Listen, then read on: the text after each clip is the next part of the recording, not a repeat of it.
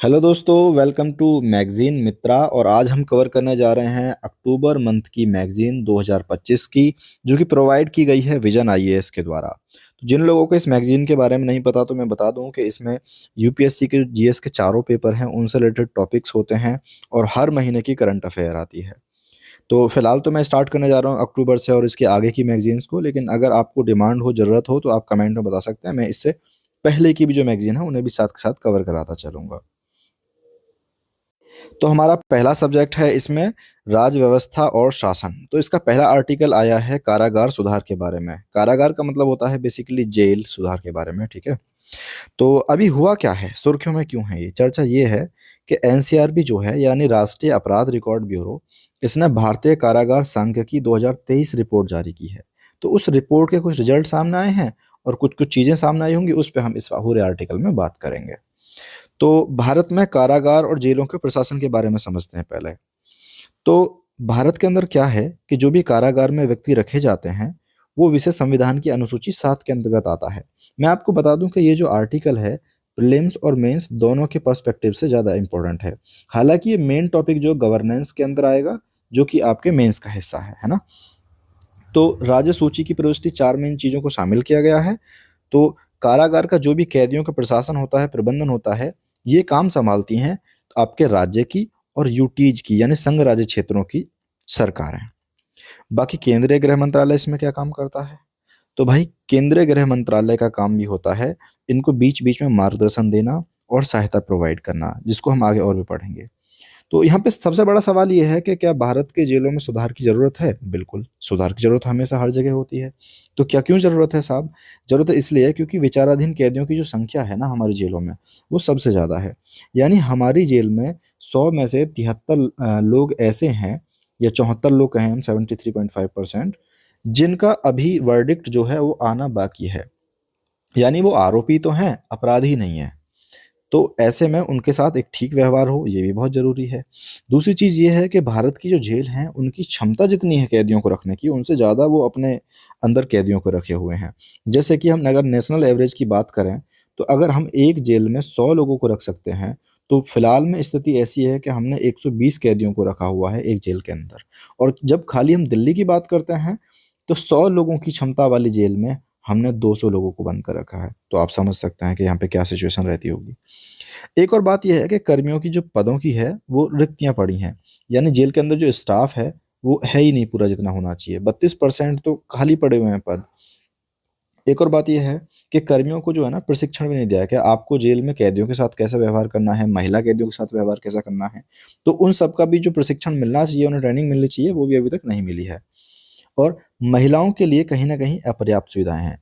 यहाँ पे जैसे 21,500 से अधिक कैदी ऐसे हैं जिनके लिए केवल 35 ही महिला जेल अवेलेबल हैं। और सबसे बड़ी बात देखने की ये है कि 20 राज्य या यूटीज में तो महिलाओं के लिए कोई अलग से जेल ही नहीं है। और इसके साथ साथ जो पुनर्वास होता है यानी पैरोल वगैरह पे हम छोड़ते हैं, उसके प्रयास बहुत ही कम किए गए हैं। यानी इस रिपोर्ट के हिसाब से केवल 2,245 दोषी कैदियों का पुनर्वास किया गया है, जो कि बहुत कम संख्या है। तो इससे पहले क्या होता था, कारागार का प्रशासन जो करते थे हम, अंग्रेजों के टाइम के नियम थे हमारे 1894 के, उनके हिसाब से, और राज्य सरकार की जो कारागार नियमावली है उसके माध्यम से हम इसका प्रशासन करते थे। तो गृह मंत्रालय ने कुछ समय पहले क्या काम किया, एक आदर्श कारागार और सुधार सेवा अधिनियम 2023 तैयार किया। और इसमें जो ब्रिटिश कालीन कानून है उनमें सुधार करके और इन सबको एक मार्गदर्शक दस्तावेज तैयार किया गया। बेसिकली मार्गदर्शक दस्तावेज का मतलब ये है कि ये स्टेट जो भी कानून बना रहे होंगे, उनके मार्गदर्शन का काम करेगा, उनको कहीं ना कहीं हिंट देगा कि आपको किस तरह से कानून बनाने चाहिए। आदर्श कारागार अधिनियम 2023 के अंतर्गत ये जो भी बंदी अधिनियम 1900 का है और बंदी अंतरण अधिनियम 1950, इन सब के जो भी इंपॉर्टेंट जो प्रावधान है उन सबको शामिल किया गया है। तो क्या कारागार से रिलेटेड कोई न्यायिक निर्णय आए हैं? बिल्कुल आए हैं जी। सुहास चकमा बनाम भारत संघ राज्य और अन्य वाद 2024 में क्या हुआ था, सुप्रीम कोर्ट ने कहा कि हमें ना अ, अपने जो जेल में अधिक कैदी हो रहे हैं उसके लिए हमें काम करना चाहिए कि ओपन प्रिजन बनानी चाहिए। तो सबसे पहले आपको पता होना चाहिए कि ओपन प्रिजन क्या है। तो ओपन प्रिजन एक ऐसी दंडात्मक व्यवस्था होती है जहाँ पे हम निगरानी कम से कम रखते हैं, सुरक्षा कम से कम रखते हैं। सुरक्षा निगरानी का क्या मतलब है? क्या उनकी कैदियों की सुरक्षा नहीं रखते? नहीं। इसका मतलब है कि जो हम अब तक देखते आए ना कि एक कैदी होता है, उसको एक ऐसे जाले वाले लॉकर में रखा जाता है। तो इसमें ये सब चीज़ें नहीं होती हैं। इसमें बेसिकली आपको काम करने के लिए बाहर जाने की अनुमति होती है, लेकिन रात को आपको वापस आना होता है, और इसमें बहुत सारी छूट होती है ना। तो यहाँ पे कारागार कक्षों में बंद नहीं किया जाता है। और अगर हम इसकी बात करें तो ये वाला मॉडल सबसे पहले अपनाया है राजस्थान में। एक और सुप्रीम कोर्ट का क्या बोलते हैं कानून है। सुप्रीम कोर्ट ने बताया था कि भाई आर्टिकल 21, यानी जिसमें आपने राइट टू प्राइवेसी और बहुत सारे राइट्स पढ़े होंगे, तो उसके हिसाब से ये भी त्वरित जो सुनवाई है उसका अधिकार भी आर्टिकल 21 के अंदर कवर होता है। कारागार या जेल सुधार के लिए क्या उपाय हमने कोई किए हैं? बिल्कुल, अभी तो हम सब पढ़ गए थे। गृह मंत्रालय ने आदर्श कारागार नियमावली 2016 के नियम थे उनको और इसको संशोधन कर दिया है। दूसरा क्या है कि भाई जेलों के अंदर जो जाति आधारित भेदभाव होते हैं हमें वो भी दूर करने हैं।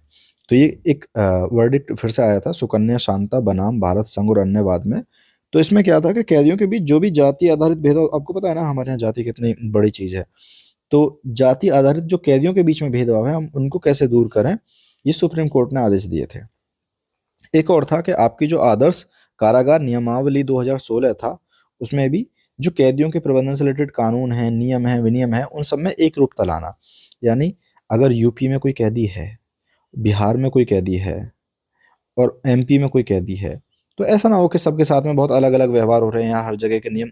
हालांकि सबको राज्य को अधिकार है अपने नियम बनाने का, पर वो इतने डिफरेंट ना हो कि एक जगह कैदी दूसरी जगह कैदी, इन सब के साथ में बहुत ही अ, एक समानता नहीं है। तो इनके बीच में एक रूपता लानी है। अगली चीज़ है गरीब कैदियों की सहायता योजना। इसमें बेसिकली हम काम करेंगे ये कि जो कैदी ऐसे हैं जो जुर्माना नहीं चुका पाए, इस कारण से जेल में पड़े हुए हैं अपनी आर्थिक तंगी के कारण, तो हम कहीं ना कहीं उनको राहत देंगे या कि भाई वो अपनी रिहाई पा सकें। ठीक है। आगे है एक ई कारागार परियोजना। इसमें क्या है, राष्ट्रीय सूचना विज्ञान केंद्र ने एक ऐसी टेक्नोलॉजी विकसित की है कि हम सारे जो कैदी होंगे उनका डेटाबेस रखेंगे एक साथ में, और ये एक सेंट्रलाइज्ड दृष्टिकोण होगा। यानी केंद्रीकृत, केंद्रीकृत क्या होता है, देखो ये अलग अलग इंफॉर्मेशन पड़ी हुई है टुकड़ों में अलग अलग स्टेट के पास में, ये तो हो गया गैर केंद्रीकृत, है ना, विकेंद्रीकृत। लेकिन हमने क्या काम किया, सारे कैदियों की इंफॉर्मेशन को एक डेटाबेस के अंदर डाल दिया ताकि हमें कभी जरूरत पड़ेगी तो हम उसे एक्सेस कर सकें। तो इसे हम बोलते हैं केंद्रीकृत दृष्टिकोण। इसके बाद में हम इसको एनालिसिस करके अलग अलग तरह की रिपोर्ट निकाल सकते हैं। तो आगे है कारागार आधुनिकीकरण परियोजना। इसमें क्या करेंगे, हम जो जेल हैं हम उनको भी हाईटेक बनाएंगे, मॉडर्न बनाएंगे, और इसकी इंफ्रास्ट्रक्चर में जो भी चीज़ें कमी रह गई हैं, कोई अंग्रेजों के ज़माने से जेल चली आ रही है, तो उन सबको भी ठीक से बनाएंगे, और इसमें जो भी इम्पोर्टेंट जो सुरक्षा के उपकरण हैं हम वो भी लगवाएंगे। एक है फास्टर प्रणाली। तो फास्टर प्रणाली क्या है, फास्टर प्रणाली को आसान भाषा में समझाता हूँ कि अगर सपोज करो आपकी जमानत के आदेश सुप्रीम कोर्ट देता है 5 बजे, अब पता चला कि 6 बजे जेल बंद हो जाती है, तो यहाँ से यहाँ तक आदेश को लाने में जो टाइम लगेगा उसके बाद आप जाओगे, वो कहेंगे कि नहीं भैया अब कल जमानत होगी। तो जिस आदमी की जमानत का आदेश आज दे दिया उसको एक दिन एक्स्ट्रा लग जाएगा, केवल इसलिए क्योंकि संचार में जो बाधा है ना वो हो रही है। तो अभी क्या होगा, ऑनलाइन चीज़ों को समेट दिया जाएगा और फास्टर प्रणाली से इसका हम यूज़ करेंगे। ठीक है। आगे की राह समझते हैं। कारावास और हिरासत से रिलेटेड सुप्रीम कोर्ट के 3 सिद्धांत हैं, उनका अनुपालन किया जाना चाहिए। पहला कि देखो भाई अगर कोई कारागार में बंद व्यक्ति है तो वो भी है तो इंसान ही, वो जानवर तो है नहीं, तो उसके साथ जानवर जैसा व्यवहार नहीं करना है। तो बंदी बनने पर उसकी अपनी मानवीय पहचान नहीं खोती है। दूसरी चीज कहते हैं कि कारागार में जो भी बंद व्यक्ति है उसके भी अपने मानवाधिकार प्राप्त हैं। ठीक है। तो कारावास की सीमाओं में होंगे।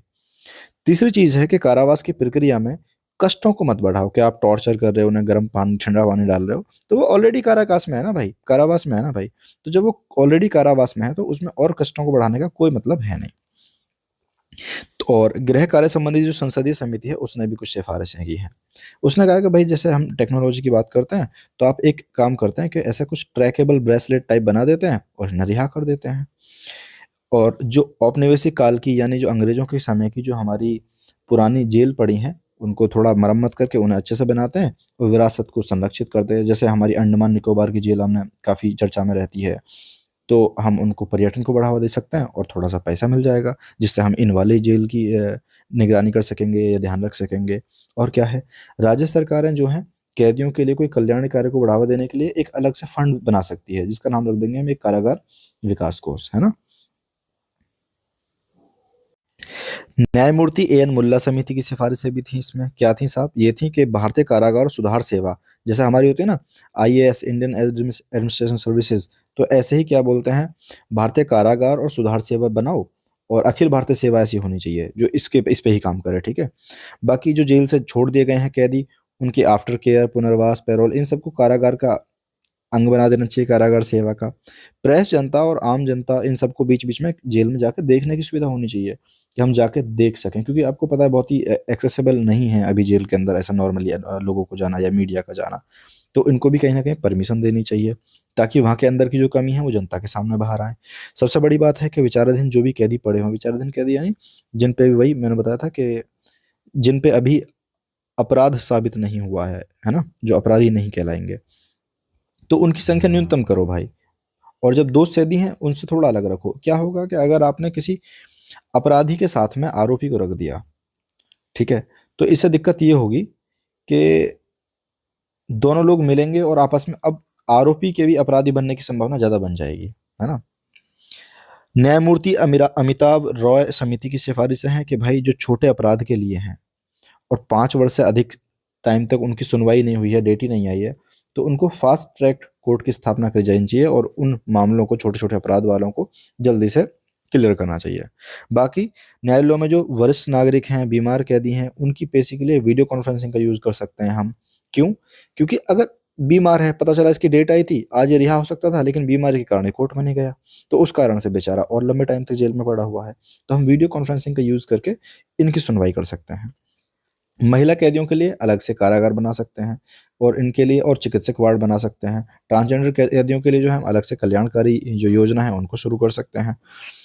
बाकी कारागार में हिंसा को कम करने के लिए हम अलग अलग कर सकते हैं, 3 अलग अलग डिवीजन बना सकते हैं कि भाई एक जगह रखे जाएं, एक सेल में विचाराधीन कैदी, यानी ऐसे कैदी जिन पे अभी न्यायालय की वर्डिक्ट आनी बाकी है। दूसरी जगह ऐसे कैदी जिनका पहले से निर्णय हो चुका है, उनकी सजा हो चुकी है कि ये अब इतने साल तक इस जेल में रहेंगे।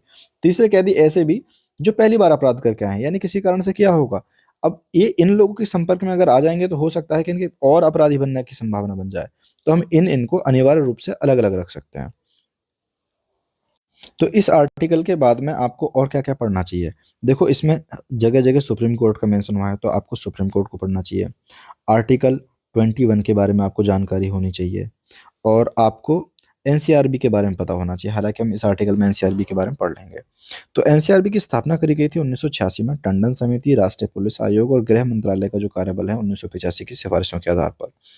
मंत्रालय में ये आता है गृह मंत्रालय के अंतर्गत, और इसके काम है डेटा रिपोजिटरी, यानी जो भी अपराधी हैं उनसे रिलेटेड जो भी जो जानकारियां हैं उनका संग्रहण करना, उन्हें इकट्ठा करना, ताकि आगे आने वाले समय में उनकी हम जांचकर्ताओं की हम कोई रिपोर्ट बना सकें, लिस्ट बना सकें। एक और है राष्ट्रीय अभिलेखागार, यानी एक पूरा रिकॉर्ड बना के रखना फिंगरप्रिंट वगैरह का, ताकि हमें कभी पहचान की जरूरत पड़े तो हमने किसी अपराधी का फिंगरप्रिंट लगाया और हमें पता चल सकता है कि उसने पहले कौन कौन से अपराध किए हैं। आपने मूवीज में देखा होगा बहुत सारी में ये।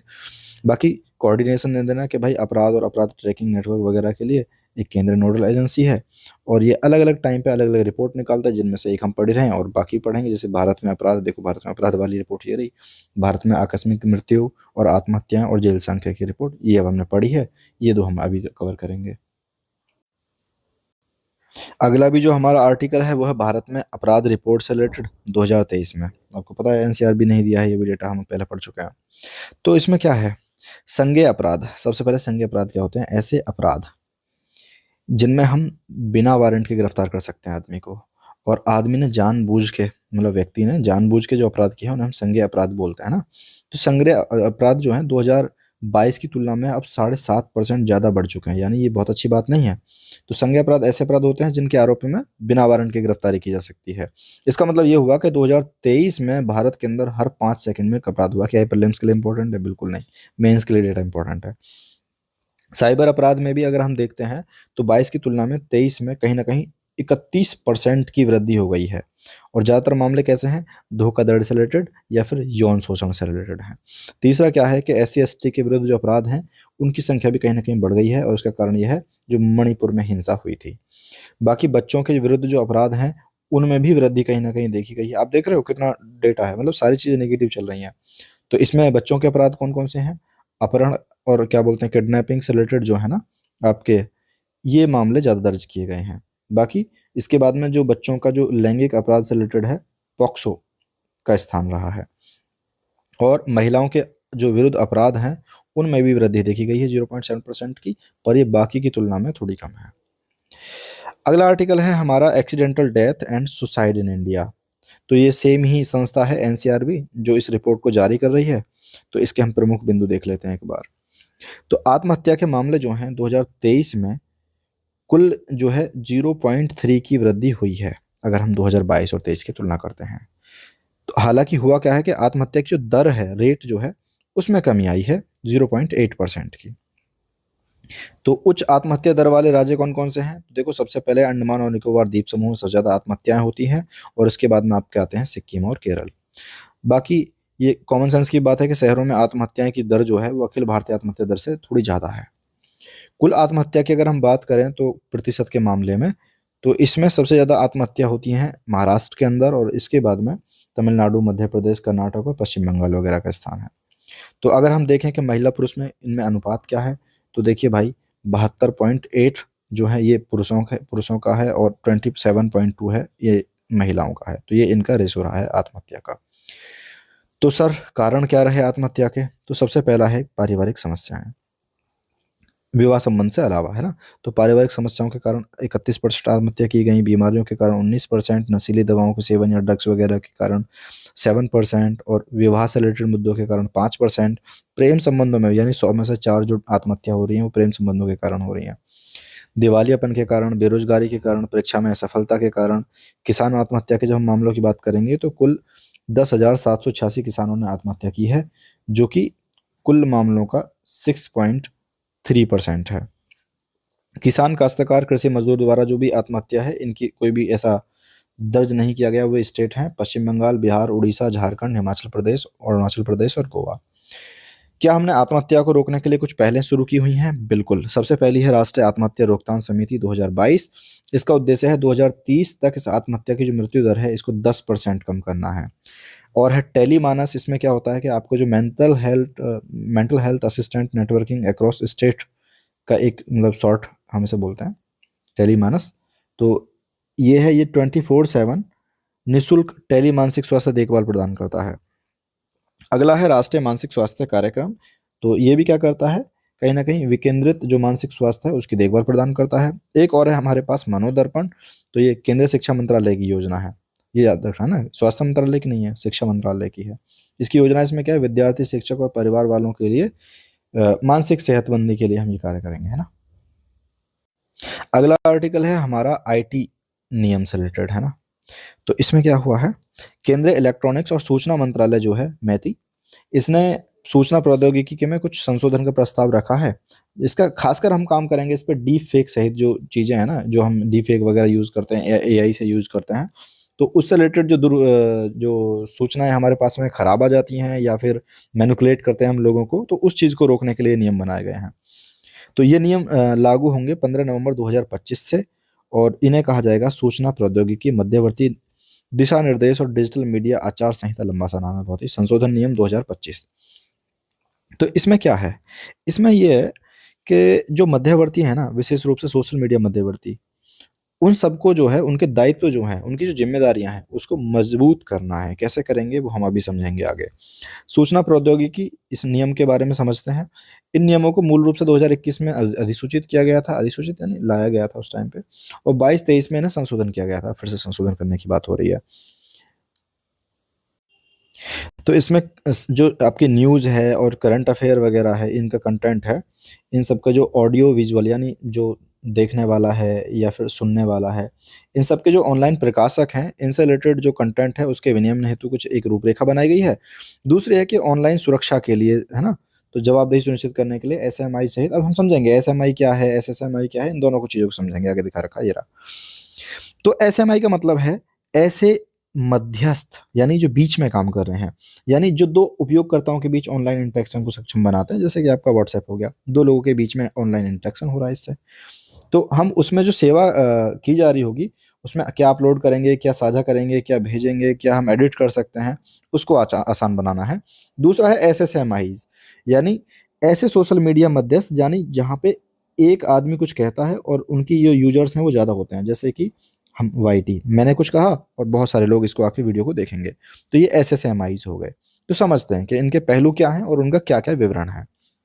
सबसे पहले कृत्रिम रूप से सूचना तैयार करने की परिभाषा, यानी हम किसको बोलेंगे भाई, ये जो एसजीआई है क्या है? एसजीआई फिर एक ऐसा कंटेंट या सूचना हो गई जो हमने कंप्यूटर का यूज करके बनाई है, यानी बेसिकली हमने किसी आदमी का फोटो नहीं लिया है, हमने कंप्यूटर का यूज करके बनाई है, किसी एल्गोरिदम से बनाई है, तो ये एडिटेड जो कंटेंट है इसको हम बोलेंगे एसजीआई। तो इसके बारे में दायित्व क्या है, क्या जिम्मेदारियां हैं? तो देखो सुनिए, जो भी कंप्यूटर का जो की गई है, तो इसमें कहीं ना कहीं हमें एक मेटा डेटा या पहचान चिन्ह लगाना है, ताकि ये पता चल जाए कि नहीं भाई, ये डीप फेक नहीं है, ये एआई जनरेटेड नहीं है, ये असली है और ये वाला नकली है। सपोज करो कंटेंट दो तरह का हो सकता है, एक विजुअल कंटेंट, कोई फोटो है या वीडियो है, तो उसमें क्या करेंगे हम, कुल डिस्प्ले पे लगभग 10% हिस्से पे, अगर ऐसा एक डिस्प्ले है तो उसके 10% हिस्से पे कवर होना चाहिए कि ये जो ऑडियो है या वीडियो है ना, ये एक्चुअल में एआई से बनी हुई चीजें हैं, ठीक है। ऐसे अगर कोई ऑडियो है तो उसमें कम से कम 10% टाइम तक ये सुनाई देना चाहिए, ऐसा नहीं कि आपने अमिताभ बच्चन की आवाज में किसी को कुछ भी बोल दिया या कुछ भी हो गया, है ना। तो ये लेबल या पहचान इस तरह शामिल किया जाना चाहिए कि तुरंत पता चल जाए सामने वाले को, ऐसा ना हो कि आप किसी का मूर्ख बना रहे हैं। दूसरी चीज क्या है, एसएसएमआई के लिए दायित्व का विस्तार क्या कर दिया गया है। सिंपल सी बात है कि एसएसएमआई को उपयोगकर्ताओं को डिक्लेरेशन प्राप्त करना होगा कि जो भी जानकारी दी गई है वो कृत्रिम रूप से तैयार है या नहीं। जैसे आप इंस्टाग्राम चलाते हैं ना, वहां पे आता है कि मेड विद एआई, तो ऐसा करके कुछ आपको तैयार करना होगा, ठीक है।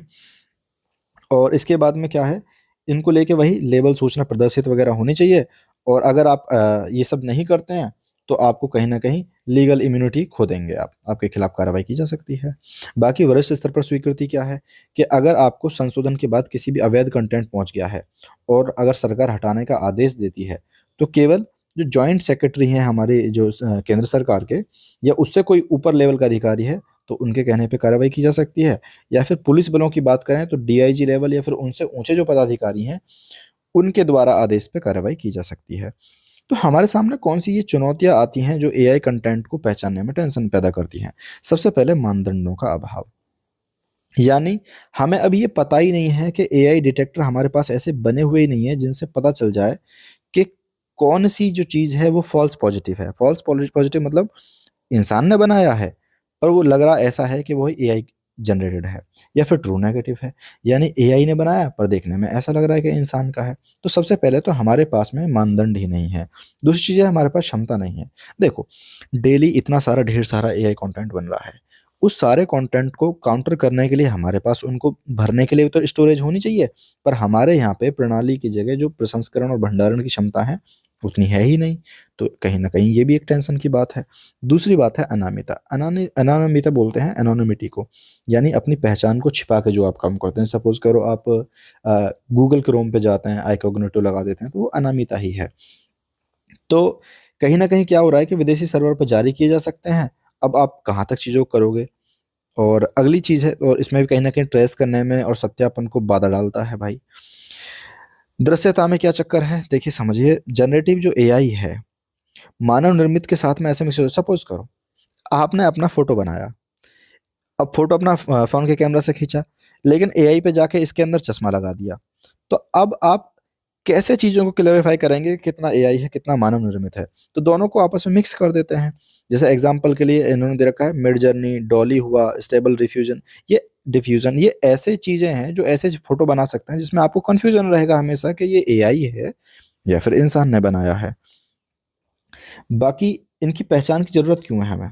सबसे पहले पहचान की जरूरत इसलिए है कि हमें बौद्धिक संपदा का संरक्षण करना है। यदि बौद्धिक संपदा एक ऐसी चीज होती है, जैसे आपने कोई गाना रिकॉर्ड किया, आपने कोई चीज करी, आपकी एक अलग से आवाज है, तो ये बौद्धिक संपदा के अंतर्गत आती है। भ्रामक सूचना और डीप फेक को रोकना। जैसे एक खबर आई थी कि अमिताभ बच्चन की आवाज में किसी ने कह दिया था कि वोट तो किसी खास पार्टी को देनी है, किसी पार्टी को नहीं देनी है, तो ये भ्रामक सूचना फैल सकती है इससे। एक और है कि ट्रेस करने की क्षमता जो है, वो हमें जवाबदेही होनी चाहिए ना, मजबूत होनी चाहिए, उत्तरदायित्व का मूल्यांकन तय करना कि भाई देखो आपकी जवाबदेही है। एक और है शैक्षणिक ईमानदारी को बनाए रखना। ऐसा तो नहीं है कि आप क्या बोलते हैं अपने प्रोजेक्ट को एआई से निकाल के ले जाते हैं और आप अनुसंधान कर ही नहीं रहे कुछ नया। दूसरी चीज़ है स्वास्थ्य सेवा, वित्तीय सेवा वगैरह में, आप शेयर मार्केट में, इन सबको प्रामाणिक और विश्वसनीयता सुनिश्चित करना है ना। तो आगे पढ़ते हैं हम नवाचार और गोपनीयता का संतुलन। पहचान तंत्र अक्सर मेटा डेटा, इन सबसे रिलेटेड जो मेटा डेटा होता क्या है? मेटा डेटा होता है, सपोज करो आपने एक फोटो क्लिक किया, तो फोटो में तो आपको फोटो दिख रहा है, लेकिन फोटो के अंदर की जो इन्फॉर्मेशन है, ये कहाँ पे क्लिक हुआ, किस समय क्लिक हुआ, किसने क्लिक किया, कौन से फोन से क्लिक हुआ, किस लोकेशन पे क्लिक हुआ, ये सारा जो है मेटा डेटा का हिस्सा होता है, ठीक है। तो इसके कारण गोपनीय संबंधी चिंताएं उत्पन्न करते हैं, और क्या हो सकता है, इससे कठोर विनियम एआई नवाचार को बाधित कर सकते हैं। अगर हमने बहुत ज्यादा नियम भी लगा दिए ना, तो हो सकता है कि फिर जो हम एआई की टेक्नोलॉजी प्रोग्रेस कर रही है उसको ही रोक दें। और अगर हम इस पे कानून ना लगाएं, तो भी हो सकता है कि दूसरे जोखिम आ जाएं, जैसे हमने एग्जांपल दिए थे अभी। तो अभी तक डीप फेक से निपटने के लिए कौन से कदम उठाए गए हैं भारत में, तो समझते हैं। भारत निर्वाचन आयोग ने चुनाव के दौरान एसजीआई और एआई जो जनरेट कंटेंट है, उसके प्रकटीकरण पे परामर्श जारी किया था। यानी बेसिकली उन्होंने राजनीतिक दल से कहा था कि देखिए ऐसा है, कोई भी एआई से परिवर्तित छवि है, ऑडियो वीडियो विजुअल है, जो भी है, उनको आपको क्या करना है, कम से कम 10% हिस्से पर कवर करना है, जिसकी हमने बात करी थी। तो उस पे या तो लिखा होना चाहिए कि सिंथेटिक कंटेंट है, या फिर डिजिटल रूप से यानी एआई जनरेटेड कंटेंट है। तो ऐसा कुछ कहीं ना कहीं उस पे आना चाहिए। और अगर वो श्रव्य है, तो उसमें कहीं ना कहीं 10% टाइम के बीच में, अगर आपने सपोज करो कि 100 मिनट का एक कंटेंट बनाया, तो 10 मिनट कम से कम उसमें ये होना चाहिए लिखा हुआ कि भाई बोलता हुआ कि ये एआई जनरेटेड कंटेंट है। दूसरी चीज़ है कि अगर आपको पता चलता है कि किसी की गलत छवि बना रहे हैं, गलत सूचना दे रहे हैं उस एआई जनरेटेड से, तो अगर वो किसी ने देख लिया है, तो 3 घंटे के भीतर भीतर अगर रिपोर्ट कर दी गई है, तो इसको हटा देना चाहिए। एक और है डिजिटल व्यक्ति डेटा संरक्षण अधिनियम। इसमें क्या है कि व्यक्तिगत डेटा का डेटा फिड्यूसरीज द्वारा उपयोगकर्ता की सहमति और उचित सुरक्षा उपयोगों के साथ वैध रूप से उपयोग किया जाए। यानी एआई कंपनी भी शामिल है इसके अंदर, है ना। आप ऐसा ना हो कि आप अमिताभ बच्चन की आवाज़ में कुछ भी चलाए जा रहे हैं, तो उसका भी आपको ध्यान रखना है। ये इसी के अंदर आता है, डिजिटल डेटा संरक्षण 2023, है ना। भारतीय साइबर अपराध समन्वय केंद्र 14C, इसमें क्या है, एजेंसियों को आईटी अधिनियम और आईटी नियम के तहत जो भी डीप फेक सहित गैर कानूनी कंटेंट है, उसको हटाने के लिए हम इसका यूज करते हैं, ठीक है। और भी हैं इसके अलावा, जैसे राष्ट्रीय अपराध रिकॉर्डिंग रिपोर्टिंग पोर्टल और शार्टिन वगैरह। वर्ल्ड में क्या चलता है, वर्ल्ड में यूरोपियन जो संघ है, यूनियन है, उसने एआई एक्ट बना रखा है, जिसका मतलब यही है कि भाई आपको जो भी आप एआई से कंटेंट जनरेट करते हैं, आपको उसमें वाटर मार्किंग बहुत ज़रूरी है। दूसरा, जो डेनमार्क है, उसने क्या करा हुआ है कि एआई जो भी डीप फेक का प्रभाव है, उसने अपने डिजिटल कॉपीराइट कानून के हिस्से के रूप में डीप फेक कानून ने इसका प्रस्ताव रखा है। बाकी चीन ने एआई लेबलिंग के नियम लागू कर दिए हैं, तो ताकि उन्हें अलग से पता, बेसिकली बात यह है कि हम अभी पूरी दुनिया में ये कोशिश है कि हम एआई कंटेंट को, जो इंसानों ने कंटेंट बनाया है, उससे थोड़ा डिफ्रेंशिएट कर पाएँ। तो अलग अलग चलते हैं। आगे की राह क्या है इसमें, आगे की राह ये है कि डिजिटल फ्रेमवर्क, एक टिकाऊ समाधान विकसित करना चाहिए भाई इस काम के लिए, जो हमने बात की है। आधार के समान, जैसे आधार की एक आईडी होती है, ऐसे एक digital Provence digital Provence framework स्थापित करना चाहिए, जिसमें कंटेंट को प्रमाणित करने के लिए एक अदृश्य लेकिन सत्यापन योग्य हस्ताक्षरित हो। यानी कुछ ऐसा बनाओ कि आपके फोटो पे जो लिखा हुआ आता है एआई जनरेटेड, ऐसा भी ना आने की जरूरत पड़े, और आपका सत्यापन भी किया जा सके, हम चेक कर सके कि यस ये एआई का बना हुआ है। इसके अलावा उत्तरदायित्व निर्धारण की जो विभिन्न स्तरीय व्यवस्था लागू होनी चाहिए, यानी सिंथेटिक मीडिया को रेगुलेट करने के लिए इनका सबका, जो भी इसको बना रहे हैं, जिन पोस्ट कर रहे हैं, इन सबका कहीं ना कहीं उत्तरदायित्व होना चाहिए। एआई साक्षरता को बढ़ावा देना है, ताकि नागरिक इस बात को समझ सकें कि क्या एआई है और क्या रियलिटी है। बाकी शासन संबंधी संरचना जो है, शासन में भी इनके नियम संरचनाएं, मानकीकृत प्रोटोकॉल वगैरह, इनको मजबूत निगरानी तंत्र की जरूरत है। इसके अलावा वाटर मार्किंग, जैसे एआई वाटर मार्किंग एक समाधान प्रदान कर सकता है। अगर हमने ऐसा चिन्ह लगा दे जिसको मिटाए ना सकें, तो वो कंटेंट की उत्पत्ति सहित बता देगा, तो कहीं ना कहीं एक डिजिटल हस्ताक्षर के रूप में प्रमाणित हो जाएगा, जैसे चीन ने, हमने बताया ना, चीन ने लेबलिंग नियम बना दिया है। बाकी एआई जनरल जो कंटेंट की पहचान है, इसके लिए एक वैश्विक मानक स्थापित करना चाहिए। देखो अगर हम भारत में कितने नियम बना लें, किसने रशिया में बैठ के कुछ एआई से क्रिएट करके तो प्रभावित कर दिया तब, या क्योंकि वहां पे तो हमारे नियम लागू नहीं होते, तो हमें कहीं ना कहीं पूरी दुनिया को एक साथ मिलके एक मानक बनाने की जरूरत है, जिसमें हम इस पे बात कर सकें, ठीक है। बहुहित धारक दृष्टिकोण, यानी सेम। इसमें हितधारक कौन है? उद्योग प्रतिनिधि हैं, शिक्षाविद हैं, नागरिक समाज हैं, सरकारी निकाय हैं। तो सब लोगों को कवर कर सके एक ऐसे दृष्टिकोण की जरूरत है ताकि हम इस पे काम कर सकें। अगला आर्टिकल है हमारा भारत के जो औषधि क्षेत्र का जो विनियमन है उससे रिलेटेड। तो ये चर्चा में क्यों है? चर्चा में यह है कि WHO ने कुछ समय पहले काफी चिंता व्यक्त की थी। हुआ क्या था देखो, जो भारत में जो कफ सिरप बनाए जा रहे हैं ना, उसके कारण 20 बच्चों की मौत हो गई थी। ये घटना काफी चर्चा में रही थी, अगर आपने सुनी हो तो। देखिए, भारत का जो फार्मास्यूटिकल जो क्षेत्र है ना, वो बहुत इंपॉर्टेंट है। क्यों? क्योंकि यहाँ पे कहीं ना कहीं मात्रा के हिसाब से हम तीसरे सबसे बड़े उत्पादक हैं। और अगर हम मूल्य की बात करें तो 14वें सबसे बड़े उत्पादक हैं, यानी कॉस्ट की बात अगर हम करें। और इसका जो बाजार मूल्य है वो कहीं ना कहीं 50 अरब डॉलर 2023-24 में रहा है। तो जब इतने बड़ा बाजार मूल्य किसी क्षेत्र का है और उसमें कुछ भी चीज़ें हो रही हैं, तो बिल्कुल चिंता का विषय बन जाएगा। एक और है कि भारत जो है दुनिया की 20% जेनेरिक जेनेरिक दवाई होती हैं जो काफ़ी सस्ती मिलती हैं, तो 20% जेनेरिक दवाओं की आपूर्ति करता है।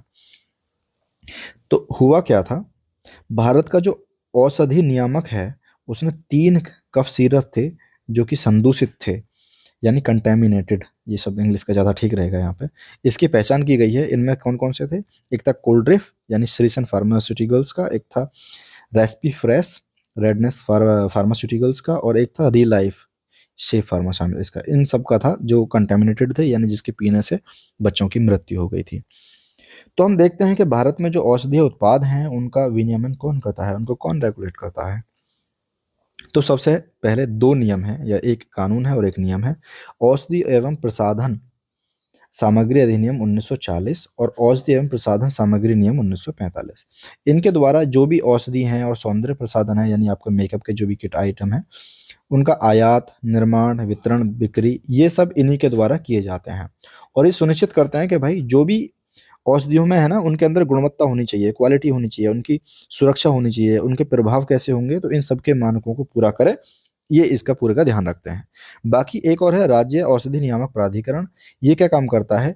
ये ऐसे लोगों को लाइसेंस वगैरह देते हैं जो इस काम को करते हैं। ये उनका निरीक्षण भी करते हैं और राज्य स्तर पर जो भी इनके कानून है उनका अनुपालन होता रहे और कानून का पालन होता रहे, उस चीज को ये सुनिश्चित करते हैं। स्वास्थ्य एवं परिवार कल्याण मंत्रालय जो है, इसके जो सेवा महानिदेशालय है, इनके अधीन एक कार्यरत है CDSCO, यानी central drug standard control organisation. तो ये क्या काम करता है? भारत का राष्ट्रीय नियामक प्राधिकरण है। ठीक है, आगे बढ़ते हैं। तो CDSO औषधियों के अनुमोदन, इनसे प्रयोग होने से पहले परीक्षण जो भी होंगे, या उनका जो मानक क्या होगा, क्या कितनी मात्रा में कौन सा केमिकल किस दवाई में मिलाया जाएगा, या फिर देश में जो हम आयात कर रहे हैं उनकी गुणवत्ता कैसी है, इन सब चीज़ों के जो काम हैं वो CDSCO के लिए सौंपे गए हैं। ठीक है, इसके बाद में राष्ट्रीय औसत मूल्य निर्धारण जो है प्राधिकरण, ये करता है कि भाई जो भी औषधि है उसके मूल्य कितना होगा। कहीं ऐसा तो नहीं है कि कोई बहुत इंपॉर्टेंट दवाई है और बहुत ही ज्यादा हाई रेट उसके छू रहे हैं। एक और है उत्तम विनिर्माण पद्धतियां।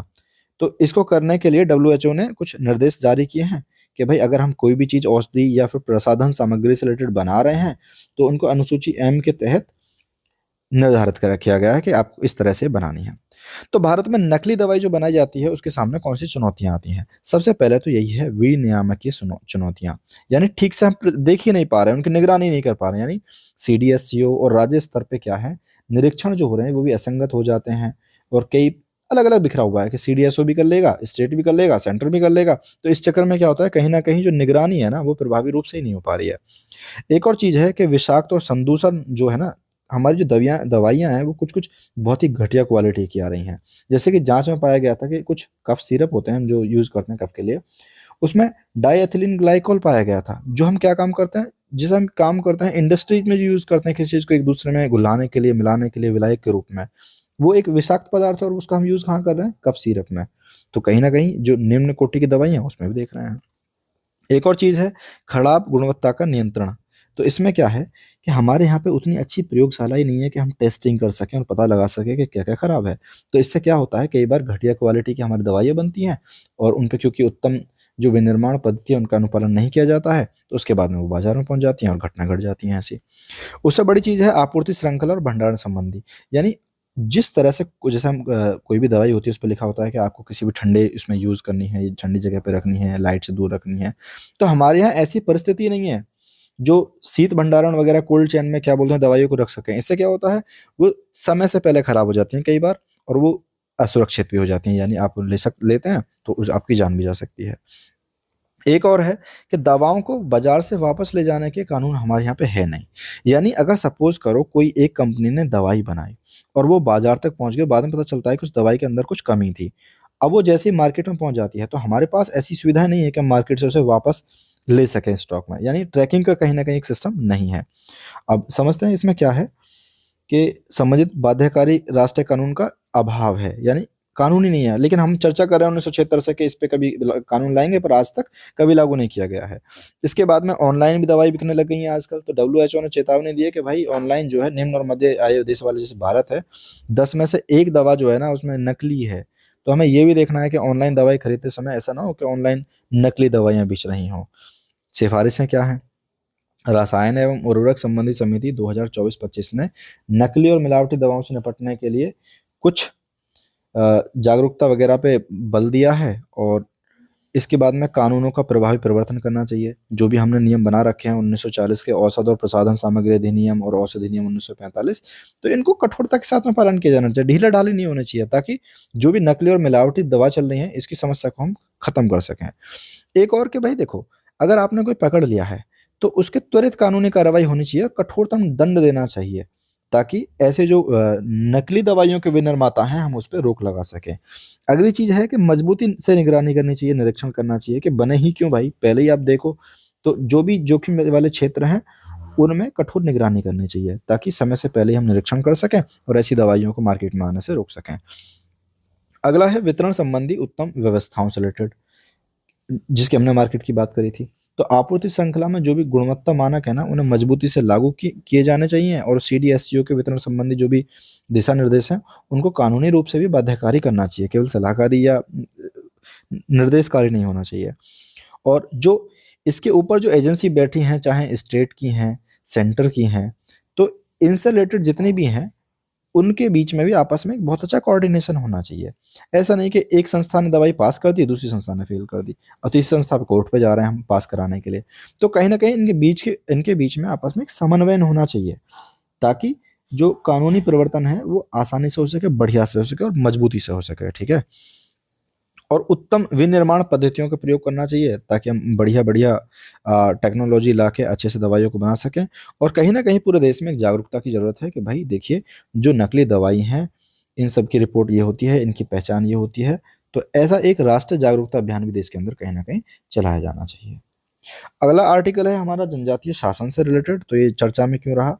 ये चर्चा में रहा क्योंकि अभी देश के अंदर जो 1 लाख से ज़्यादा आदिवासी बहुल गांव हैं, यानी ऐसे गांव जिनमें आदिवासियों की संख्या 1 लाख से अधिक है, मतलब 1 लाख से अधिक गांव जिनमें आदिवासी हैं, उनमें हमने क्या काम किया? उन्होंने विशेष ग्राम सभाओं का आयोजन किया है। तो इस दौरान एक आदि कर्मयोगी अभियान के भाग के रूप में ये चल रहा है ना, आदि कर्मयोगी और आदि सहयोगी ऐसा करके एक चल रहा है जो जनजातियों से रिलेटेड कार्यक्रम है। तो इसमें हमने एक अपनाया है जनजातीय ग्राम विजन 2023 घोषणा पत्र को। तो इसमें क्या होगा? इसमें बेसिकली जो विलेज लेवल पे यानी गांव के स्तर पर शिक्षा, स्वास्थ्य, आजीविका, सामाजिक और वित्तीय समावेशन से रिलेटेड कुछ लक्ष्य रखे गए हैं जो हमें प्राप्त करने हैं 2030 तक। संस्थागत तंत्र क्या है? प्रत्येक गांव में आदिवासी आदि सेवा केंद्र जो है स्थापित किए जाएंगे। इसमें क्या होगा? सिंगल विंडो सर्विस सेंटर के रूप में कार्य करेंगे। क्या होता है साहब सिंगल विंडो सेंटर?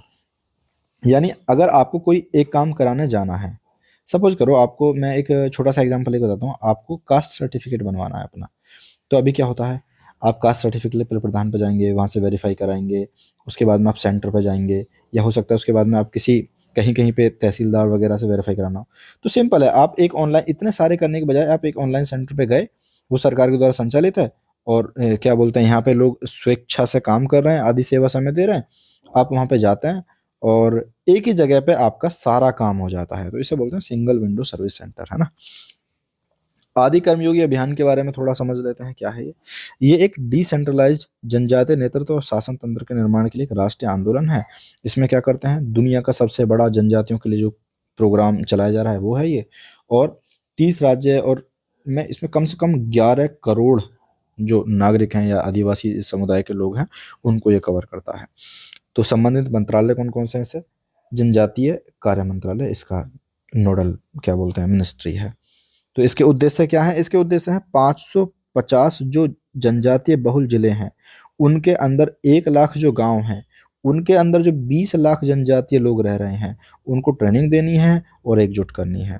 और क्या करना है? ग्राम विजन 2023 योजना को विकास कार्य को सुगम बनाना है और जो भी दूर दराज के क्षेत्र हैं वहां तक हमें सारी सेवाएं जो गवर्नमेंट की हैं वो पहुंचानी है और उनके हितों को बढ़ावा देना है। और भी 3 स्तंभ है जैसे हमने बताया था, आदि कर्मयोगी, आदि सहयोगी और आदि सारथी। तो जनजातीय शासन क्या है समझते हैं। जनजातीय शासन से रिलेटेड तो जनजातीय कार्य मंत्रालय 1999 में अलग से बना दिया था ताकि हम जो एसटीज हैं हमारे उनके सामाजिक आर्थिक विकास के लिए हम एक अलग से काम कर सकें प्रॉपर। बाकी पंचायत उपबंध आप पढ़ते होंगे, पेसा एक्ट 1996। तो इसमें क्या काम करते हैं हम, ताकि जनजातीय जो समुदाय के लोग हैं वो अपने ऊपर खुद से शासन कर सकें, ऐसी कुछ मूल मान्यताओं और उनके नियमों को हम संरक्षित कर सकें, तो उनको मतलब मेन स्ट्रीम में ला सकें। तो उसके लिए हमारा पेसा एक्ट है। इसके अलावा मतलब ये ग्राम सभाओं को सशक्त बनाता है ताकि संसाधन, भूमि हस्तांतरण और सामाजिक आर्थिक विकास से रिलेटेड जो भी अधिकार हैं वो उनको वापस मिल जाएं। दूसरा, ये बहुत इंपॉर्टेंट आर्टिकल है खासकर प्रीलिम्स से रिलेटेड।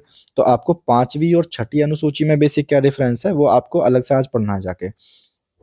तो संविधान की 6ठी अनुसूची में जो भी स्टेट दे रखे हैं पूर्वोत्तर के, असम, मेघालय, त्रिपुरा और मिजोरम, मैं तो ऐसे याद रखता हूँ ATMM। असम ATM तो याद ही रहता है, ATMM। मेघालय, असम, त्रिपुरा, मेघालय, मिजोरम। तो जो भी जनजातीय क्षेत्र हैं 6ठी अनुसूची के उनको स्वायत्ता प्रदान करना, आप डिफरेंस पढ़ना आज है ना जाके। और 5वीं अनुसूची में कौन से आते हैं भाई? 5वीं अनुसूची में आते हैं इन क्षेत्रों में तो जनजातियां रह ही रही हैं, लेकिन इन क्षेत्रों के अलावा जहां भी जनजाति रह रही हैं उनके जो क्षेत्र हैं वो 6ठी अनुसूची में आते हैं।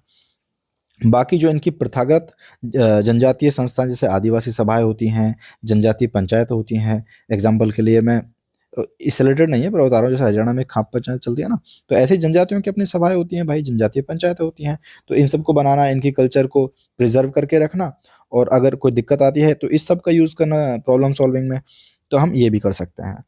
बाकी शासन में जमीनी स्तर पर नागरिकों को शामिल किए जाने के कारण क्या है? देखो, समावेशिता हमारी सरकार का मूल उद्देश्य है कि पूरे हर तरह के लोग जो हैं अपने आप में सम्मानित महसूस करे पूरा नागरिक समाज। तो जब जनजातीय लोग शासन में भाग लेंगे तो कहीं ना कहीं सम्मानित महसूस करेंगे। दूसरी चीज, जैसे एग्जाम्पल के लिए मनरेगा की योजना है, अगर उसमें जाके लेखा परीक्षा के माध्यम से स्थानीय समुदाय के लोग, जब गरीब लोग जाके जांच कर सकते हैं कि भाई धन का उपयोग कैसे किया जा रहा है या कैसे योजना चल रही है, तो उनका कहीं ना कहीं सरकार के अंदर एक विश्वास बढ़ता है। ये अगला पॉइंट वही है, विश्वास की बहाली। और आगे हम देखते हैं जवाबदेहिता और पारदर्शिता। जो भी चीज़ है वो आरटीआई के अंतर्गत जब चीज़ों को आ जाएगी तो इसमें कहीं ना कहीं जवाबदेहिता और पारदर्शिता तय हो जानी है, और जानकारी प्रदान करने का ये अधिकार देगा। आरटीआई क्या है? आरटीआई, हाँ, आरटीआई क्या है? आरटीआई है, अगर आपको सरकार की किसी विभाग के बारे में कोई जानकारी चाहिए तो आप एक एप्लीकेशन लिख के सिंपल और उस विभाग के बारे में जानकारी मांग सकते हैं। ये आपको एथिक्स में भी मिल जाएगा पढ़ने के लिए, और गवर्नेंस में तो है ही। तो आरटीआई वगैरह से जवाबदेही तय होती है।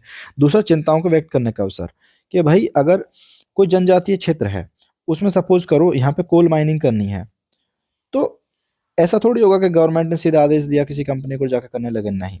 जब हम EI करते हैं, एनवायरमेंट जो हम पर्यावरण प्रभाव आकलन करते हैं, तो उसका कहीं ना कहीं लोगों को, उसमें लोगों को शामिल करते हैं उसकी टीम में, प्रॉपर स्थानीय लोगों को। तो कहीं ना कहीं जो भी उनके खतरे होते हैं, जो भी उनके मुद्दे होते हैं, वो अपनी राय को रख पाते हैं। तो कहीं ना कहीं जनताओं की चिंताओं को व्यक्त करने का जो वो मिलता है, मौका मिलता है। बाकी सामाजिक न्याय और प्रतिनिधित्व, राजनीतिक भागीदारी से क्या होता है? जनजातीय समुदायों को प्रतिनिधित्व मिलता है, इससे उनकी उपेक्षा की प्रवृत्ति कम होती है। यानी हमारे समय में जो होते हैं ना कि जो इंटरनल कॉन्फ्लिक्ट्स बन जाते हैं, बाद में रेडिकल आइडियोलॉजी पनप जाती हैं, अगर वो मेन स्ट्रीम से बाहर हैं, तो वो सब नहीं होते हैं। जनजातीय शासन से संबंधित मुद्दे क्या हैं, टेंशन्स क्या हैं भाई? देखो भाई, पेसा एक्ट 1996 में बना दिया गया था, लेकिन आज भी कई क्षेत्र ऐसे हैं जहाँ पे ठीक से अभी थे ये पेसा एक्ट को लागू नहीं किया गया है, यानी उनके अधिकार उनको नहीं दिए गए हैं, उनकी जागरूकता और अधिकारों के बारे में कहीं ना कहीं बहुत कमी है। अगर हम एग्जाम्पल के ले लें, 1996 में बनने के बाद भी झारखंड में अभी तक पेसा एक्ट जो है वो लागू किया ही नहीं गया है। अगली समस्या है निर्णय लेने में भागीदारी, कि हमें पता चलता है कि औपचारिक जो ग्राम पंचायत प्रणाली है अक्सर जनजातीय लोगों के हितों का पर्याप्त प्रतिनिधित्व नहीं कर पा रही, इसलिए हम अलग से क्या बोलते हैं चीज़ों कर रहे हैं। बाकी जो जनजातीय सलाहकार परिषदें हैं, जब आप पढ़ेंगे 5वीं अनुसूची, तो ये भी केवल सलाहकारी भूमिका निभाती हैं। तो कहीं न कहीं अधिकांश राज्यों में इनका प्रभाव भी बहुत सीमित रहा है, यानी चाह के भी कुछ इफ़ेक्ट ये ग्राउंड स्तर पे लेके नहीं आ पाए हैं। बाकी भूमि से अलग होना विस्थापन कई बार ऐसा हुआ है कि हमने अपनी ज़मीन वगैरह खो दी है, तो उस कारण से वो भूमि से अपने से अलग हो गए और जनजातीय लोगों का जो सामाजिक आर्थिक रूप है, वो कहीं न कहीं डाउनवर्ड हो गया है, गिर गया है पहले से। कल्याणकारी नीतियाँ, नीतियाँ तो देखो सरकार बहुत लेके आ रही है, पर उनका क्रियान्वयन जो है ज़मीनी स्तर पर हो नहीं पा रहा है। जैसे वन अधिकार अधिनियम है, इसका बहुत ही क्या बोलते हैं क्रियान्वयन कम हो रहा है। नवंबर 2022 तक भूमि के लिए 38% से अधिक जो एफआरए के दावे थे, केंद्र सरकार ने वो की रिपोर्ट है कि वो रिजेक्ट कर दिए गए थे। बाकी सामाजिक आर्थिक हास्याकरण, हास्याकरण मतलब होता है कि हम किसी एक कोने पे ले गए किसी चीज़ को, बहुत पीछे ले गए।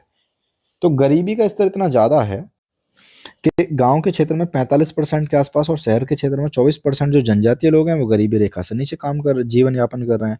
तो जब जीवन यापन नीचे होगा, तो शिक्षा का स्तर उनका निम्न हो जाता है और शिक्षा का स्तर निम्न हो जाता है, तो आर्थिक अवसर जो हैं, उनसे भी वंचित रह जाते हैं। जब हम देखते हैं पीएलएफएस की रिपोर्ट 2022 की, तो उसमें पता चलता है कि भाई भारत में अनुसूचित जनजातियों की साक्षरता दर जो है 72% है। जनजातीय विकास की दिशा में जो कदम उठाए गए हैं, वो है जैसे प्रधानमंत्री जनजातीय आदिवासी न्याय महाअभियान। ये आपने करंट अफेयर में पढ़ा होगा, पिछली बार बहुत चर्चा में रहा था। तो ये एक समयबद्ध पहल है, इसमें क्या है 18 राज्यों के अंदर और एक यूटी के अंदर निवास करने वाले जो 75 विशेष रूप से टीजीज हैं, उनके आर्थिक विकास को बढ़ावा देना है। यानी ये क्या होता है भाई, ये होता है कि 75 जनजातियों में, मतलब जनजातियों में 75 जनजातियां ऐसे सेलेक्ट की गई हैं जो और काफ़ी कमज़ोर हैं, मतलब कमज़ोर तो हैं जनजाति पहले से मुख्य धारा से कमज़ोर है, लेकिन वो और ज़्यादा कमज़ोर हैं। तो उनका सामाजिक आर्थिक विकास को बढ़ावा देने के लिए ये वाला जो प्रधानमंत्री जनमन योजना लाई गई थी। धरती आबा जनजातीय ग्राम उत्कर्ष अभियान, इस मिशन में क्या है कि जनजातीय बहुल इलाकों में बुनियादी ढांचे को विकास करने का। बुनियादी ढांचा होता क्या है, बार बार बुनियादी ढांचा बुनियादी ढांचा बुनियादी ढांचा होता है बेसिकली सड़क, पानी की व्यवस्था, बिजली की व्यवस्था, तो ये सारी चीज़ें बुनियादी इसके अंदर आ जाती हैं, है ना। तो सामाजिक आर्थिक परिस्थितियों में सुधार लाना है, और जहाँ पे जनसंख्या 500 उससे अधिक हो, या फिर कम से कम 50% जनसंख्या जनजातीय निवास करती हों, और आकांक्षी जिलों में वे गांव जहाँ पे जनजाति संख्या 50 से अधिक हो, उनको भी इसमें शामिल किया गया धरती आबा के अंतर्गत। अनुसूचित जनजातियों के लिए विकास कार्य योजना, इस योजना के तहत जनजातीय कार्य मंत्रालय के अलावा 41 मंत्रालय या विभाग अपनी योजना का कुल बजट का एक निश्चित % जनजातीय विकास में ही लगाएंगे। यानी हर मिनिस्ट्री अपना कुछ बजट निकाल के देगी कि भाई ये वाला काम हमें जनजाति योजना में ही लगाना है, इतना बजट का इतना हिस्सा। आगे है प्रधानमंत्री आदि आदर्श ग्राम योजना। इसमें क्या है कि पर्याप्त जो जनजाति वाले आबादी वाले गांव हैं, उनको आदर्श ग्राम के रूप में रूपांतरित करना है। इसके अंतर्गत 40% जो जनजाति आबादी है वो भी कवर है। शिक्षा का विस्तार करना है, एकलव्य विद्यालय चलते हैं ना, उनको करना है। राष्ट्रीय फेलोशिप योजना लानी है, प्री मैट्रिक छात्रवृत्ति योजना लानी है इनके लिए, और भी बहुत सारी जो चीज़ें हैं ताकि हम शिक्षा का विस्तार कर सकें, वो अलग अलग योजनाएं लाई जा रही हैं। जनजातियों के बीच में उद्यमिता के विकास करने के लिए भी कुछ किया गया है। जैसे उद्यमिता यानी वो बिजनेस वाली लाइन में थोड़ा आगे आ सके, तो इनके लिए क्या किया गया है, वन धन विकास केंद्र 39 राज्य और यूटीज के अंतर्गत 4,465 वन धन विकास केंद्र खोलने की मिली है। इसके बाद में प्रधानमंत्री जनजातीय विकास मिशन चल रहा है, और इसके साथ में जनजातीय सहकारी विपणन विकास संघ ट्राइफेड आउटलेट्स खोले गए हैं। ये क्या होता है कि अलग अलग शहरों में आउटलेट खोले जाते हैं जहाँ पे जनजातियों के द्वारा जो बनाई गई सामग्री है वो बेची जाती है ना। तो 118 ट्राइबल इंडिया आउटलेट्स स्थापित किए गए हैं इसके अंतर्गत। अब कुछ न्यूज़ इन शॉर्ट्स हैं, यानी जो छोटी-छोटी हैं, हमें ये छोटे-छोटे इसलिए दिए जाते हैं क्योंकि पिछले महीने कहीं न कहीं कवर हो गए होते हैं। तो सितंबर मंथ की अगर जिन लोगों ने करंट अफेयर पढ़ी है, तो उसमें ये ऑलरेडी कवर कर दिया गया है, पर हम इसे फिर से पढ़ेंगे। क्या है ये? इलेक्ट्रॉनिक्स और सूचना प्रौद्योगिकी मंत्रालय यानी मैटी ने ऑनलाइन गेमिंग संवर्धन और विनियमन अधिकार जो है इसको क्रियान्वित किए गए हैं। अब इसमें चक्कर क्या है? चक्कर ये है कि इसमें 3 तरह के ऑनलाइन गेम को डाला है। Number 1 esports, number 2 online social games, और नंबर 3 ऑनलाइन मनी गेम्स। तो इसमें जो जितने भी तरह के मनी गेम्स हैं ना सभी प्रकार के, उनको तो लगा दिया है प्रतिबंध। जैसे आपने पोकर, फैंटेसी और ये जो क्रिकेट वाला चलता था, क्या नाम था उसका, ड्रीम 11, इन सब पे तो पूरी तरह से प्रतिबंध लगा दिया है। जबकि ऑनलाइन सोशल गेम कौन से होते हैं, जैसे आप पबजी खेल रहे हैं, फ्री फायर खेल रहे हैं, ये सब चीज़ें, तो इन सब की तो अनुमति है, ई स्पोर्ट्स भी होते हैं, ठीक है। तो इनके नियमों पे एक बार नजर डालनी है। तो भारतीय ऑनलाइन गेमिंग प्राधिकरण की स्थापना करी गई है, जो कि विनियमित करेंगे, रेगुलेट करेंगे इसके रजिस्ट्री मेंटेन करने के लिए, वैधता तय करने के लिए, जुर्माना वगैरह लगाने के लिए। इसमें क्या है, एक अध्यक्ष होंगे और अलग अलग सरकारी मंत्रालयों से 5 अन्य सदस्य शामिल होंगे। खेलों का पंजीकरण कराना दोनों का, चाहे वो सोशल गेम्स हो या ई स्पोर्ट्स हो, दोनों का OGAI में पंजीकरण कराना बहुत जरूरी है, और इनसे एक वैध प्रमाण पत्र भी लेना पड़ेगा। क्या इसकी शिकायत, अगर कुछ दिक्कत हो जाए तो शिकायत भी कर सकते हैं? बिल्कुल। प्रत्येक पंजीकृत जो ऑनलाइन गेम है या ई स्पोर्ट्स प्रदाता है, उसको उपयोगकर्ता को अपनी शिकायत के लिए एक शिकायत निवारण तंत्र बनाए रखना पड़ेगा। पहले अपील हम उस शिकायत निवारण समिति में करेंगे, उसके बाद में फिर वापस जा सकते हैं हम OGAI के पास में। उल्लंघन, अगर इन ड्राफ्ट नियमों में कोई भी उल्लंघन करते हैं तो समझिए भाई, गैर जमानती अपराध बनाने के लिए संपूर्ण स्टाफ के उत्तरदायी ठहराया जाएगा जिसने भी ये गेम बनाया है। तो कोई ऑनलाइन गेमिंग को लेके, इनके टेंशन्स को लेके क्या कुछ और भी पहले हैं? बिल्कुल। ये धारा हर बार इंपॉर्टेंट, मतलब चर्चा में रहती है, आपको आने वाले मंथ में याद ही हो जाएगी। सूचना प्रौद्योगिकी अधिनियम की 2000 की धारा 69A। इसमें क्या होता है, जो अवैध वेबसाइट हैं और उन सबको ब्लॉक कर सकते हैं हम 69A के तहत। दूसरा, भारतीय न्याय संहिता अवैध गेमिंग और साइबर अपराधों को दंडित करता है, ये धारा 111 और 112। एकीकृत माल सेवा कर और IGST एक्ट जो है, ये भी अवैध और विदेशी ऑनलाइन गेमिंग प्लेटफॉर्म को नियंत्रित करता है। बाकी आपका जो उपभोक्ता संरक्षण अधिनियम है 2019, वो भी भ्रामक है या सैरोगेटेड जो विज्ञापन है, सैरोगेट ये क्या होता है भाई? परोक्ष विज्ञापन होता है, ऐसे जो दिखाते कुछ और हैं और होता कुछ और है। जैसे सपोज करो आपको बेचते हैं हम जो अजय देवगन बेचते हैं, वो पान मसाला करके है, हाँ, केसर करके कुछ है, तो वो दिखा यार आपको रहा है कि ये पान मसाला बेच रहे हैं, लेकिन बेच ये गुटखा रहे हैं। या फिर संजय दत्त जो है आपको बेच रहे हैं, सोडा करके बेच रहे हैं, लेकिन आपको पता है कि ये एक्चुअल में दिखा रहे हैं सोडा, पर है ये दारू, शराब का विज्ञापन। पोस्टल बैलेट, इसका क्या चक्कर है? भारतीय निर्वाचन आयोग की अधिसूचना के अनुसार EVM मतों का अंतिम दौर पोस्टल बैलेट की पूरी गणना के बाद ही शुरू किया जाएगा। तो हम जब जो EVMs की जो समझते हैं, पहले पोस्टल बैलेट क्या है समझते हैं, फिर समझते हैं। पोस्टल बैलेट एक ऐसी प्रणाली है जिसमें आप मतों को इलेक्ट्रॉनिक रूप से प्राप्त कर सकते हैं, और या फिर इसे डाक द्वारा भेज सकते हैं। तो हमें जाने की जरूरत नहीं। जैसे नॉर्मली क्या होता है कि एक मतदान सेंटर होता है, हम वहाँ पे जाते हैं, लाइन में लगते हैं, मत दे के आते हैं। लेकिन हम पोस्टल बैलेट में क्या होता है कि हम डाक द्वारा से भेज सकते हैं इलेक्ट्रॉनिक रूप से। तो वहाँ पे मतदान केंद्र पे हमें खुद जाने की जरूरत नहीं है। तो कानूनी व्यवस्था क्या है कि ये प्रणाली चुनाव संचालन नियम 1961 और लोक प्रतिनिधित्व अधिनियम 1951 द्वारा शासित होती है। पात्रता क्या है? 3 तरह के मतदाता हैं, सेवा मतदाता, विशेष मतदाता और अनुपस्थित मतदाता। इन या फिर एक और है, निवारक निरोध में जो भी रखे गए व्यक्ति हैं, उनको ये वोट डालने का अधिकार है। तो सबसे पहले समझ लो, अनुपस्थित मतदाता तो वो हैं जो 85 वर्ष से ज्यादा उम्र के व्यक्ति हैं, या फिर बेचारे दिव्यांग हो गए हैं। तो एक तो ये लोग पोस्टल वोट दे सकते हैं। दूसरी चीज है सेवा मतदाता। सेवा मतदाता यानी सर्विस वोटर वो हैं जो कहीं ना कहीं चुनाव आयोग ने सेवा में लगा रखे हैं इस समय। जैसे कि भारतीय सशस्त्र बल के लोग हो गए, केंद्रीय पुलिस बल के लोग हो गए, और विदेश में जो तैनात कर्मचारी हैं वो लोग हो गए, है ना। तो विशेष मतदाता कौन होते हैं सर? इसमें जो राष्ट्रपति, उपराष्ट्रपति, राज्यपाल, अब ये थोड़ी ना जाएंगे क्या बोलते हैं किसी सेंटर पे, तो ये भी लोग जो हैं ये विशेष मतदाता की श्रेणी में आते हैं। ये आपको प्रीलिम्स के पर्सपेक्टिव से पता होनी चाहिए कि सेवा मतदाता कौन है, विशेष मतदाता कौन है और अनुपस्थित मतदाता कौन है। इस पे क्वेश्चन बिल्कुल बन सकता है कभी भी। तो हमारे पॉलिटी के जो करंट अफेयर है उसमें इतने ही आर्टिकल शामिल थे। आपको कैसा लगा ये आप कमेंट करके बताएं, और क्योंकि हिंदी मीडियम में ऐसा इनिशिएटिव बहुत कम है, तो आप इस चैनल को सब्सक्राइब कर लें, और जो भी सुधार हो सकते हैं आप मुझे इसको बताएं। मैं पक्का क्या बोलते हैं उन्हें सारे सुधार करने की कोशिश करूंगा। ठीक है, और आप इसको जाके प्ले लिस्ट में देख सकते हैं, इसकी बाकी वीडियोज भी मैं बहुत जल्दी अपलोड कर दूंगा। तो थैंक यू, बाय बाय।